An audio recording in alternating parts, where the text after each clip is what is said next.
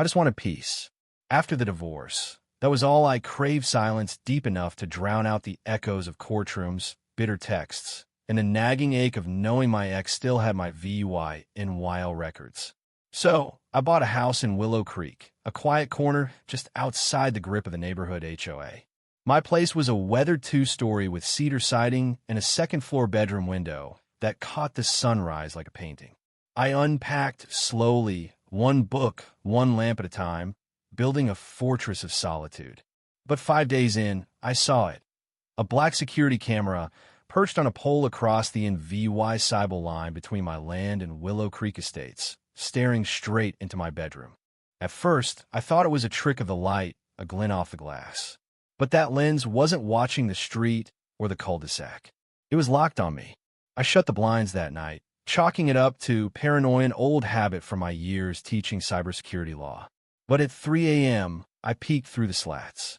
A faint red glow pulsed back, alive and unblinking. The next morning, I walked the property line. The pole sat on a murky patch of easement, technically theirs but barely. I called the HOA, keeping it polite, professional Professor James Harper mode. A young guy answered, then transferred me to Saw Her Saw. No name needed. I knew a Linda when I heard one. Mr. Harper, she said, her voice dripping with that HOA blend of cheer and menace. The cameras are for safety. Nothing personal. I asked if they could tilt it away from my window. I'm afraid not. We have protocols. When I pointed out it was aimed at my private bedroom, she paused. Perhaps blackout curtains? We don't adjust infrastructure for indie VUI dual tastes. I hung up, picturing a spark and a fuse. For 2 nights, I kept the lights off, blinds down, but that lens haunted me, a mechanical eye that never slept. I've spent 20 years studying surveillance, privacy, criminal behavior VUI, or cameras don't aim themselves. People do. By day 4, unease turned to action. I started timing my movements past the window, catching the lens shift in my peripheral VUI shone. I set up an old motion sensor from my forensics days, angled at the pole. That night, I flicked on my lamp, walked by the window, and paused. The sensor flashed red. Something moved. Not a twitch, a deliberate pan. I recorded it the next night with a camcorder hidden behind the blinds.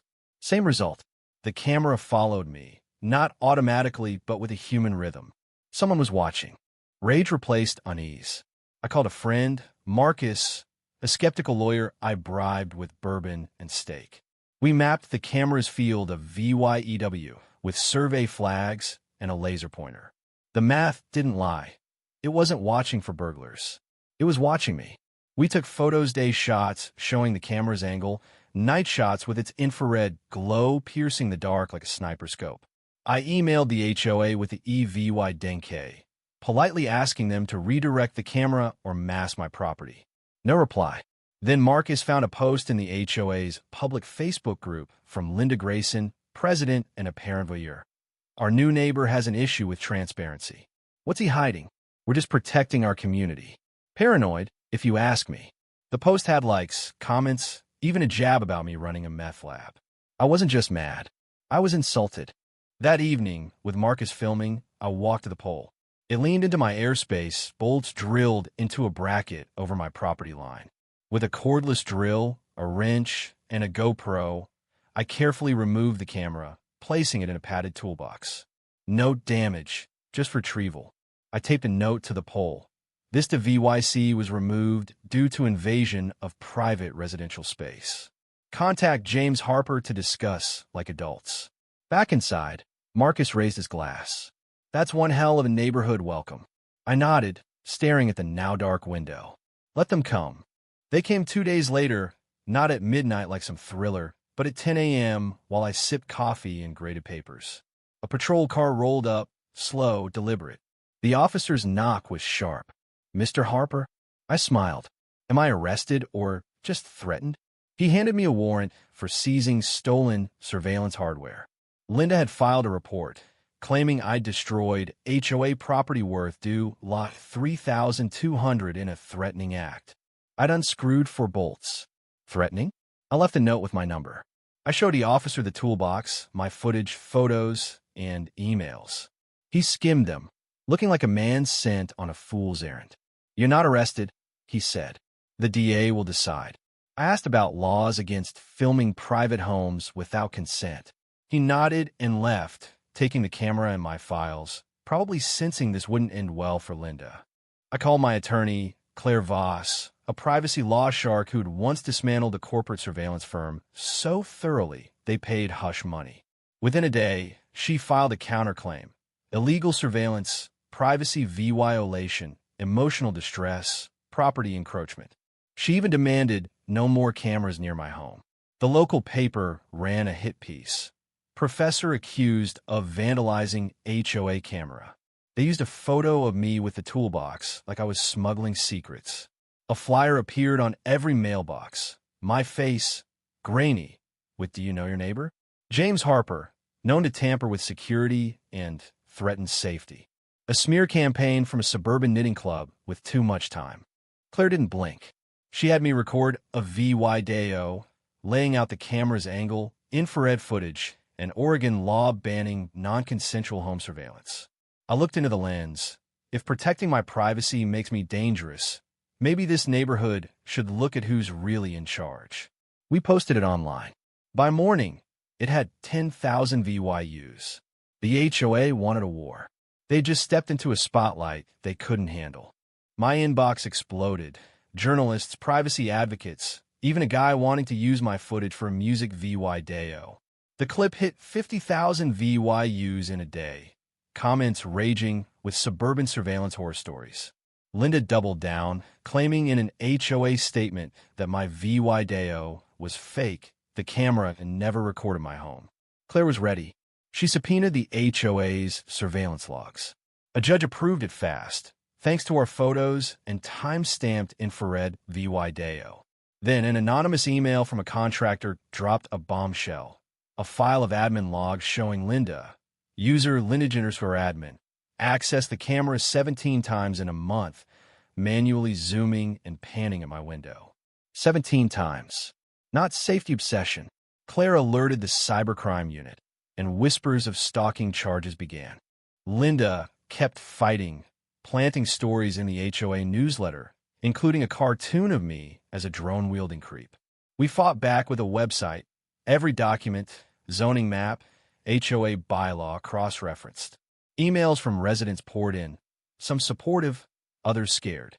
Then Sarah, a single mom 2 houses down, revealed Linda had tried to access her fence camera and installed one facing Sarah's patio when she refused. It wasn't just me. Linda ruled by paranoia, silencing or scaring neighbors. Claire expanded our case to include harassment and abuse of power. I sent the story to a YouTube legal analyst with millions of followers. His video, HOA caught spying on professor's bedroom, hit 300,000 VYUs in 2 days. A retired judge emailed, "They don't just have a CI/VYL problem. It's prosecutable." The trial was a public exorcism. Linda walked in, pastel suit, smug smile, flanked by pricey lawyers. The courtroom was plain, but the tension was electric. Claire requested a restraining order. No HOA cameras near my home. No more slander from Linda. The judge, peering over his glasses, told her leadership doesn't include libel. Motion granted. Claire showed thermal footage of the camera tracking me, logs of Linda's 17 zooms, and an email from her. "He's hiding something. Eyes on that window at all times." Linda's team called it automated. Then we played recovered cloud backups, stills of me changing, a friend at my window, private moments stamped and logged. The room froze. Linda stammered, "I didn't know the Zoom was that strong." "Claire, you used it repeatedly." The judge demanded a DA re-VYEW. A former HOA member testified Linda ignored the board to aim the camera at me. Sarah said Linda threatened her over patio furniture after she denied camera access. The jury took 4 hours. The foreman, a no-nonsense woman, read the verdict: guilty of unlawful surveillance. Damages: due lot $250,000 from the HOA, due lot $25,000 from Linda. The judge was brutal. "You weaponized infrastructure to intimidate.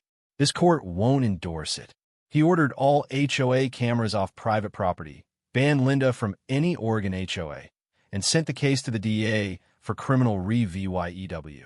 Outside, Marcus cheered with a flask. I raised a hand, but didn't drink. Not yet. Willow Creek imploded. 3 board members quit. Residents moved to dissolve the HOA. News called it Suburban Spygate. Sarah texted from a meeting. They booed Linda off the stage. She later won a board seat, rewriting surveillance rules for transparency. Linda vanished. Her house sold quietly. Memes plastered her face on Big Brother posters. I kept teaching. My case now a legal precedent cited in lawsuits nationwide. Sarah's son gawked at my crime books when she thanked me. You broke the spell, she said. People are VYing again. I added a sign under my window. Looking in? Check the statute first. A letter arrived and signed. I overstepped. I was protecting a world that didn't need it. Okay. I filed it under closure. Now I sleep with windows open, read by moonlight, and walk barefoot, unguarded. Privacy isn't a luxury, it's the baseline. I fought for it, and it's mine. What do you think? Was I right to take down that camera? Or did I escalate a war that could have been avoided? Should Linda face jail time? Or was her public shaming enough? And what about HOA? They protectors or petty tyrants? Drop your thoughts below. Hit like if this story got your blood pumping, and subscribe for more tales where ordinary people fight back. Let's keep this conversation going.